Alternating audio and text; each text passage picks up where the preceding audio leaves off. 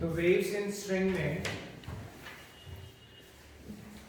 जो recorded lecture है उसमें मैंने बताया था कि y is equal to a sine omega T minus के एक्स प्लस डेल्टा माइनस के एक्स प्लस डेल्टा, जहाँ पे k होता है वेव नंबर। अगर वेव जा रही हो पॉजिटिव एक्स एक्सिस के अलोंग तक, अगर वेव किधर जा रही हो पॉजिटिव एक्स एक्सिस के अलोंग, तो अगर वेव पॉजिटिव एक्स एक्सिस के अलोंग जा रही है तो t और x के कोफिशिएंट जो है वो ऑपोजिट साइन के होंगे। अगर t का कोफिशिएंट पॉजिटिव है, तुम्हारा नाम क्या है आरजे, t और x के कोफिशिएंट ऑपोजिट साइन के होंगे। अगर t का कोफिशिएंट पॉजिटिव है तो x का कोफिशिएंट नेगेटिव होगा। ठीक है, अगर वेव नेगेटिव एक्स एक्सिस के अलोंग जाती है तो दोनों से साइन के होंगे, दोनों या तो हाँ दोनों ही या तो पॉजिटिव होंगे या दोनों ही नेगेटिव होंगे। जब वेव किधर जा रही है नेगेटिव एक्स एक्सिस, ये जो साइन के साथ जो पूरा एंगल है वो कितना है ओमेगा टी माइनस के एक्स प्लस डेल्टा। इसमें ओमेगा क्या होता है एंगुलर फ्रीक्वेंसी, ओमेगा होता है एंगुलर फ्रीक्वेंसी। इसको हम वेव की एंगुलर फ्रीक्वेंसी बोल सकते हैं, पर बेसिकली एंगुलर फ्रीक्वेंसी है किसकी, पार्टिकल ऑसिलेट कर। अगर हम ट्रांसवर्स वेव की बात करें तो वेव सपोज करो एक्स एक्सिस के अलोंग जा रही है तो पार्टिकल्स का ऑसिलेशन वाई एक्सिस के अलोंग होगा। ट्रांसवर्स वेव में पार्टिकल्स का जो ऑसिलेशन होता है वो वेव के प्रोपगेशन की डायरेक्शन के परपेंडिकुलर होता है। तो एक्स एक्सिस के अलोंग अगर वेव जा रही है तो पार्टिकल्स का ऑसिलेशन वाई एक्सिस के अलोंग होगा, जेड के अलोंग भी हो सकता है, इनफैक्ट एक्स जेड प्लेन में कहीं पे भी हो सकता है। ऐसे वेव इधर जा रही है तो ये एक्स एक्सिस के अलोंग जा रही है तो y क्या आ गया परपेंडिकुलर आ गया, z क्या आ गया वो भी x के परपेंडिकुलर आ गया। और xz प्लेन में yz प्लेन में ये y और ये z है, कोई भी लाइन खींच लो वो इस x एक्सिस के क्या होगी परपेंडिकुलर। ये पॉइंट क्लियर हो रहा है। तो हम कह सकते हैं वेव अगर x एक्सिस के अलोंग जा रही है और ट्रांसवर्स वेव है तो उसका डिस्प्लेसमेंट हम y एक्सिस के अलोंग ले सकते हैं, वन डायमेंशनल डिस्प्लेसमेंट हम ले लें। ठीक है, तो ओमेगा क्या होता है पार्टिकल्स का उसकी मेन पोजीशन के अबाउट जो ऑसिलेशन हो रहा होता है उसकी एंगुलर फ्रीक्वेंसी। के क्या होता है वेव नंबर, ओमेगा के वेव नंबर, के एस वेव नंबर, के को हम लोग क्या बोलते हैं वेव नंबर, के वेव नंबर होता है। और k जो होता है वो ओमेगा अपॉन v है होता है, यहाँ पे वेलोसिटी ऑफ द वेव और v होता है velocity of propagation of wave. दोनों में फर्क है, एक तो होता है कि भाई वेव किस वेलोसिटी से आगे जा रही है और एक होता है कि पार्टिकल के ऑसिलेशन की वेलोसिटी क्या है। अगर हम साइन वेव की बात करते हैं तो पार्टिकल्स का ऑसिलेशन जो होता है वो क्या होता है, किस तरह का होता है, सिंपल हार्मोनिक होता है। पार्टिकल्स का ऑसिलेशन क्या होता है सिंपल हार्मोनिक होता है।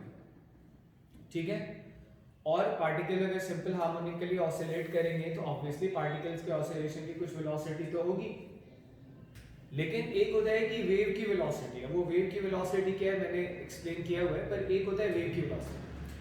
ठीक है, जैसे मान लो समुद्र में कोई सुनामी आई तो जो उसकी जो वेव है वो शोर तक आती है फिर आगे तक जाती है, वो कितनी तेजी से आगे आती है, एक तो वो है। ठीक है, वो सुनामी वाली वेव कितनी तेजी से आगे ट्रैवल करेगी। और एक होता है कि सुनामी वाली वेव जब आगे ट्रैवल करती है तो इन जनरल जो वहां पे जो पानी है ना वो वहीं ऑसिलेट करता है, थोड़ा बहुत और भी मोशन होता है वो अलग बात है, पर जब ऑसिलेशन होता है तो मीडियम के पार्टिकल्स आगे नहीं जाते, सिर्फ क्या जाता है वेव, एनर्जी जाता है और क्या जाता है, मोमेंटम जाता है। पर मीडियम के पार्टिकल्स अपनी मीन पोजीशन के about to and fro oscillate करते हैं, ठीक है। ये बोलो। तो मीडियम के पार्टिकल अपनी मीन पोजीशन के अबाउट टू एंड फ्रो अगर ऑसिलेट करते हैं तो मीडियम के पार्टिकल्स आगे नहीं बढ़ रहे होते, ठीक है। एनर्जी आगे प्रोपेगेट कर रही होती है, मोमेंटम आगे प्रोपेगेट कर रहा होता है। उसकी जो एनर्जी और मोमेंटम के आगे प्रोपेगेट करने की जो वेलोसिटी होती है उसको हम लोग बोलते हैं वेव वेलोसिटी या वेलोसिटी ऑफ प्रोपेगेशन। और पार्टिकल की जो वेलोसिटी होती है वो तो ऑसिलेशन की वेलोसिटी है उसके मीन पोजीशन पर। तो this v is wave velocity, omega is angular frequency. अच्छा, इसमें एक और चीज आई थी कि v is equal to omega upon k होगा। अगर ये होगा तो तुम ऐसे देख सकते हो कि this is coefficient of t upon coefficient of x, मतलब कि x का कोफिशिएंट माइनस k पर मैंने मॉड लगा दिया। तो वेव की velocity coefficient of t upon coefficient of x का मॉड, ये वेव की स्पीड आ गई, ठीक है। ये पॉइंट क्लियर हो रहा है? Yes, sir. इसमें a क्या है, एम्पलीट्यूड। किसका एम्पलीट्यूड, पार्टिकल्स के ऑसिलेशन का एम्पलीट्यूड। वेव का एम्पलीट्यूड यानी पार्टिकल्स के ऑसिलेशन का एम्पलीट्यूड। भाई पार्टिकल्स किधर ऑसिलेट कर रहे हैं, अगर वेव x के अलोंग जा रही है तो पार्टिकल x के अलोंग ऑसिलेट कर रहे हैं या y के अलोंग, y के अलोंग, ट्रांसवर्स वेव है इसलिए y के अलोंग। ये मीन पोजीशन है पार्टिकल, यहाँ पे y 0 है। पार्टिकल का एम्पलीट्यूड कितना है, a, तो पार्टिकल ऊपर कितना जाएगा, a, फिर मीन पोजीशन पे आएगा। फिर पार्टिकल नीचे कितना जाएगा, a, तो ऊपर a गया, नीचे a गया, तो ऊपर y is equal to plus a, नीचे y is equal to minus a। तो particle y is equal to minus a से y is equal to plus a के बीच में ऑसिलेट कर रहा है। ये पॉइंट क्लियर है? Yes, sir. k wave number हो गया। डेल्टा होता है फेज कांस्टेंट। फेज कांस्टेंट समझने से पहले इसका हम फेज देखें। यहां पे साइन का जो भी एंगल है इसको हम फेज बोलेंगे, ऐसे हमने एसएचएम में भी पढ़ा। This is phase, omega T minus के x plus delta. Phi is equal to omega T minus के एक्स प्लस डेल्टा, ठीक है। तो देखो ये वाला टर्म किसके साथ वेरी करता है, टाइम के साथ। जैसे जैसे टाइम चेंज होगा ये वाला टर्म किसके साथ वेरी करता है, x के साथ। x अलग अलग रखेंगे तो ये इसकी वैल्यू अलग अलग आएगी, पर ये ना तो t के साथ वेरी कर रहे हैं ना ही x के साथ वेरी कर रहे हैं। तो डेल्टा को हम लोग क्या बोल सकते हैं, कांस्टेंट टर्म ऑफ फेज, या कह लो डेल्टा इज फेज कांस्टेंट।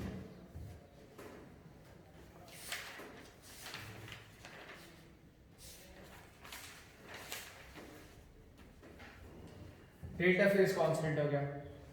अब हम यहाँ पे देखें तो इसमें जितने भी टर्म्स यूज हो रहे हैं वो हमने कर लिए। y क्या है, डिस्प्लेसमेंट, किसका, पार्टिकल का, कहां से, उसकी मीन पोजीशन से।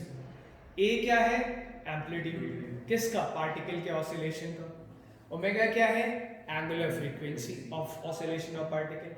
k है वेव नंबर, वेव नंबर में ओमेगा अपॉन v आया है, v है speed of wave propagation and this is different from particles velocity. Delta क्या है, फेज कांस्टेंट, और ओमेगा टी माइनस के एक्स प्लस डेल्टा पूरा ही क्या है, फेज। अब यहां से अगर मुझे कहा जाता है कि आप पार्टिकल की वेलोसिटी निकालो, सपोज करो ये स्ट्रिंग है, यहाँ x इज इक्वल टू 0 है और ये x है, x। ये जो पार्टिकल हमने लिया है ना, इस पार्टिकल का x जो भी होगा फिक्स हो। क्यों? क्योंकि उसका ऑसिलेशन, इस पर्टिकुलर पार्टिकल का ऑसिलेशन तो अलोंग y एक्सिस हो रहा है, y एक्सिस के अलोंग ऊपर जा रहा है, y एक्सिस के अलोंग नीचे आ रहा है। तो जब y एक्सिस के अलोंग ऊपर जा रहा है फिर नीचे आ रहा है तो उसका x तो चेंज नहीं हो रहा ना। x तो तब चेंज होगा जब राइट या लेफ्ट जाए। x कब चेंज होगा, जब हम या तो राइट जाए या लेफ्ट जाए। और वो पार्टिकल किधर जा रहा है, ऊपर नीचे। क्या चेंज हो रहा है, y, x चेंज नहीं हो रहा। तो हम इस पर्टिकुलर पार्टिकल की के ऑसिलेशन में जो उसकी वेलोसिटी आती है वो निकालना है, ठीक है। तो कौन बताएगा हाल का कैसे निकालेंगे? पार्टिकल के ऑसिलेशन की वेलोसिटी कैसे आएगी?